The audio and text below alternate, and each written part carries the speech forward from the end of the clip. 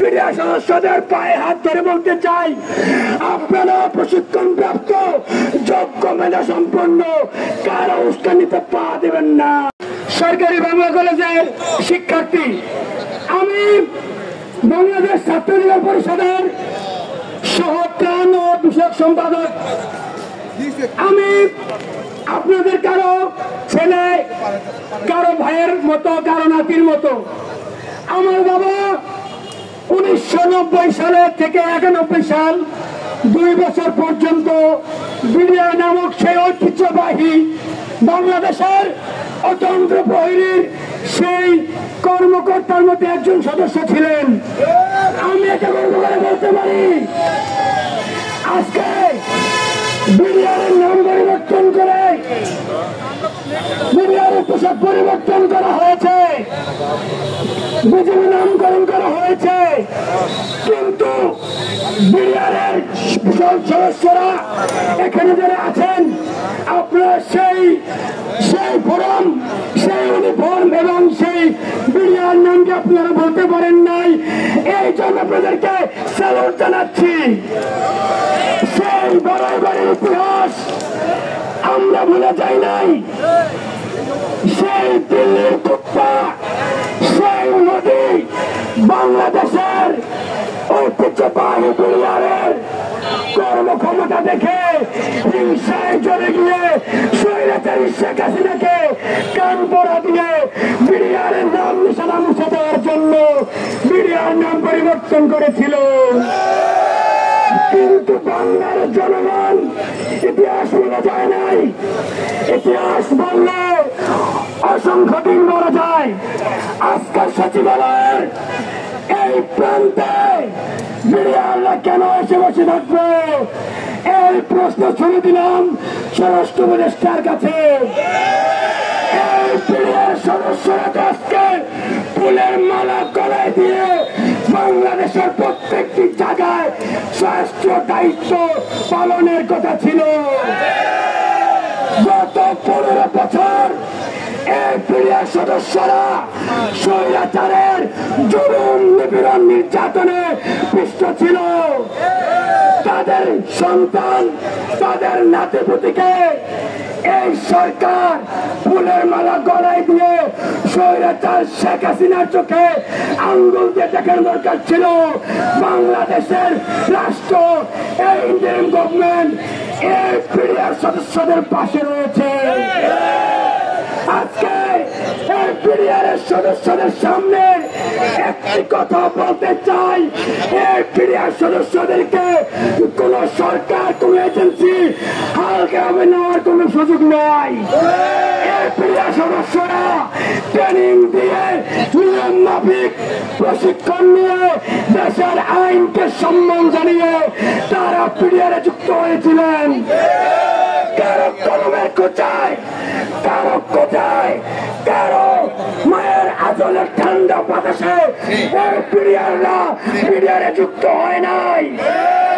তাদেরকে হালকা ভাবনার কোন সুযোগ নাই। আজকে বাংলার আইন শৃঙ্খলা বাহিনী খুব দুর্বল অবস্থায় আছে। আইন শৃঙ্খলা পরিস্থিতি স্টেবল নাই। আমি দাবি করব, আপনারা এই বিডিআরের সদস্যদেরকে আপনারা সেই আইন শৃঙ্খলা পরিস্থিতি উন্নয়ন করার জন্য তাদের দক্ষতা, তাদের মেধাকে আপনারা কাজে লাগাবেন। আমার বিডিআর সদস্যদের মধ্যে যারা উপযুক্ত, যারা যোগ্য, ওই সংস্কার কমিশনে তাদেরকে কেন রাখা হয় নাই? আজকে একটা কথাই বলতে চাই, এই বিডিআর সদস্যদের পায়ে হাত ধরে বলতে চাই, আপনারা প্রশিক্ষণ প্রাপ্ত যোগ্য মেধা সম্পন্ন, কারো উস্কানিতে পা দেবেন না। আপনারা বাংলাদেশের মানচিত্র হয়ে আছেন। আমি মনে করি এই সচিবালয়ের সামনের রাস্তাটি কোন রাস্তা না, এটা বাংলাদেশের অধিকার আদার প্ল্যাটফর্ম হয়ে দাঁড়িয়েছে। মিডিয়া সদস্যরা এখনো কাউকে কারো গাড়ি কোন ব্যক্তির উপরে তারা হামলা করে নাই। তারা দর্শন পরিচয় দিচ্ছে যদি পেটে খোলা থাকে, পকেট ফাঁকা থাকে, তাহলে মানুষ অধৈর্য হয়ে যায়। যদি মিডিয়ার অধৈর্য হয়ে যায়, সেই অধৈর্যের পাত থেকে দেওয়ার মতো কোন শক্তি কিন্তু এই সরকারের নাই। একটা কথা বলতে চাই, এই সরকার ছাত্র জনতার রক্ত কাম শ্রম জীবনের বিনিময়ে এই সরকার গঠিত হয়েছে। এই সরকারকে এক সেকেন্ডের জন্য ব্যর্থ হতে দেওয়া যাবে না, যাবে না, যাবে না। শফিকে এমন বলেছিলেন, ডক্টর ইউনূসকে ধরে বেঁধে রাখলেও দেশের কাজে লাগাতে হবে। বর্তমানে যত পৃথিবীতে অর্থনীতিবিদ, রাষ্ট্রীয় দায়িত্বে যারা আছে, মনে করেন চীনের শি জিনপিং, ওই রাশিয়ার ভ্লাদিমির পুতিন, ওই আমেরিকার ডোনাল্ড ট্রাম্প, তাদের চেয়ে জ্ঞানে গুণে বুদ্ধিমত্তা যোগ্যতায় আমার মতে আমি বলবো ডক্টর ইউনূস তাদের চেয়ে এগিয়ে আছে। তার মাইক্রো ক্রেডিট এই আইডিয়াটি পৃথিবীর প্রত্যেকটা দেশ ফলো করে, কিন্তু ওই পরাশক্তি তো রাষ্ট্রপতি প্রেসিডেন্টদের কোন আইডিয়া কোন দেশ কিন্তু ফলো করে না। আমাদের এই মিডিয়ার ভাইয়েরা কত দীর্ঘদিন যাবৎ আন্দোলন করতেছে, কিন্তু সরকারের দায়িত্বশীল কোন কর্মকর্তা দায়িত্ব নিয়ে তাদের এখানে তাদের সাথে সহমর্মিতা জানাতে আসে নাই, ভিক্ষা জানাই, প্রতিবাদ জানাই, বিক্ষোভ জানাই। সদস্যরা যেই দিন বাংলাদেশকে পাহারা দিয়েছিল, সেই দিনকে আপনারা শান্তির ঘুমান নাই। এই মিডিয়া সদস্যরা শীতের মধ্যে গরমে মশার কামড় খেয়ে কষ্ট করে খেয়ে না খেয়ে রোদে পুড়ে বৃষ্টিতে ভিজে দেশ পরিচালনা করেছিল, দেশ রক্ষা করেছিল। সেদিনকে আপনারা শান্তি মতো ঘুমান নাই। সেই দায়িত্ববোধ থেকে যদি মনে করেন এই মিডিয়া সদস্যরা বাংলাদেশের অংশ, তারা বাংলাদেশের সম্পদ, তাহলে কাল বিলম্ব না করে অতি সত্বর তাদের মাঝে আসুন, তাদের কথা শুনুন, তাদের সাথে আলোচনা করুন, তাদের হাত ধরে বলুন আমরা আপনাদের সাথে আছি, আমরা আপনাদের সাথে রয়েছি, আমরা আপনাদের অংশ, আপনারা আমাদের অংশ। এই কথাগুলো এদের সামনে এসে আমাদের মাঝে এসে বলুন। আজকে এই বাংলাদেশে কি হচ্ছে, বাংলাদেশের স্টেবিলিটি কোন দিকে যাচ্ছে, যদি এই সরকারের ভিতরে যদি কেউ দায়িত্ব পালনে অপারগ হয়, তাহলে তাকে সসম্মানে তাকে আপনার বাসায় পাঠিয়ে দেন, তাকে সরিয়ে দেন। বিপ্লবী স্পিরিটকে ধারণ করে এমন যোগ্যতা সম্পন্ন লোককে তার সেখানে বসান, ওই চেয়ারে বসান। একটা কথা আছে, হাকিম নড়ে হুকুম নড়ে না। উপদেষ্টা পরিষদের উপদেষ্টা চেঞ্জ হবে, কিন্তু নিয়ম চেঞ্জ হবে না। মানুষের অধিকার আদায়ের জন্য আমরা রাজপথে ছিলাম, রাজপথে আছি, রাজপথে থাকবে ইনশাআল্লাহ। আপনারা বাংলাদেশের মানচিত্র হয়ে আছেন।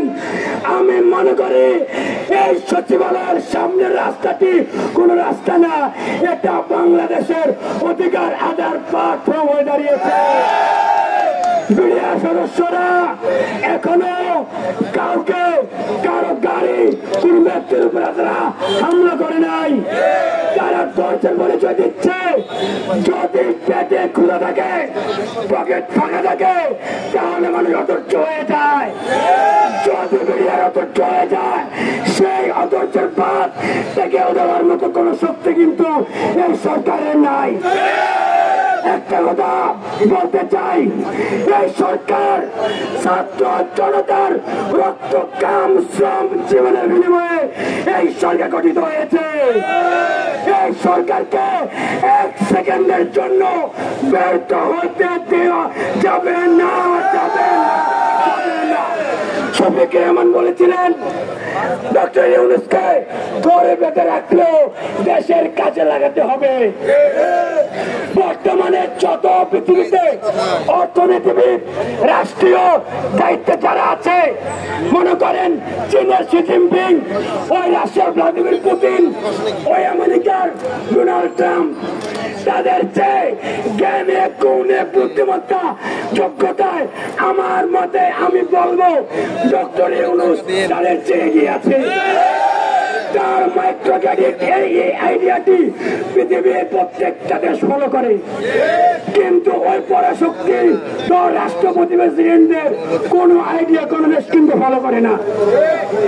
আমাদের এই মিডিয়ার ভাইয়েরা কত দীর্ঘদিন যাবৎ আন্দোলন করতেছে, কিন্তু সরকারের দায়িত্বশীল কোন কর্মকর্তা দায়িত্ব নিয়ে তাদের এখানে তাদের সাথে সহমর্মিতা জানাতে আসে নাই, ভিক্ষা জানাই, প্রতিবাদ জানাই, বিক্ষোভ জানাই। এই মিডিয়ার সদস্যরা যেই দিন বাংলাদেশকে পাহারা দিয়েছিল, সেই দিনকে আপনারা শান্তির ঘুমান নাই। এই মিডিয়ার সদস্যরা শীতের মধ্যে গরমে মশার কামড় খেয়ে কষ্ট করে খেয়ে না খেয়ে রোদে পুড়ে বৃষ্টিতে ভিজে দেশ পরিচালনা করেছিল, দেশ রক্ষা করেছিল। সেদিনকে আপনারা শান্তি মতো ঘুমান নাই। সেই দায়িত্ববোধ থেকে যদি মনে করেন এই মিডিয়া সদস্যরা বাংলাদেশের অংশ, তারা বাংলাদেশের সম্পদ, তাহলে কাল বিলম্ব না করে অতি সত্বর তাদের মাঝে আসুন, তাদের কথা শুনুন, তাদের সাথে আলোচনা করুন, তাদের হাত ধরে বলুন আমরা আপনাদের সাথে আছি, আমরা আপনাদের সাথে রয়েছি, আমরা আপনাদের অংশ, আপনারা আমাদের অংশ। এই কথাগুলো এদের সামনে এসে আমাদের মাঝে এসে বলুন। আজকে এই বাংলাদেশে কি হচ্ছে, বাংলাদেশের স্টেবিলিটি কোন দিকে যাচ্ছে, যদি এই সরকারের ভিতরে যদি কেউ দায়িত্ব পালনে অপারগ হয়, তাহলে তাকে সসম্মানে তাকে আপনার বাসায় পাঠিয়ে দেন, তাকে সরিয়ে দেন। বিপ্লবের স্পিরিটকে ধারণ করে এমন যোগ্যতা সম্পন্ন লোককে তার সেখানে বসান, ওই চেয়ারে বসান। একটা কথা আছে, হাকিম নড়ে হুকুম নড়ে না। উপদেষ্টা পরিষদের উপদেষ্টা চেঞ্জ হবে, কিন্তু নিয়ম চেঞ্জ হবে না। মানুষের অধিকার আদায়ের জন্য আমরা রাজপথে ছিলাম, রাজপথে আছি, রাজপথে থাকবো ইনশাআল্লাহ।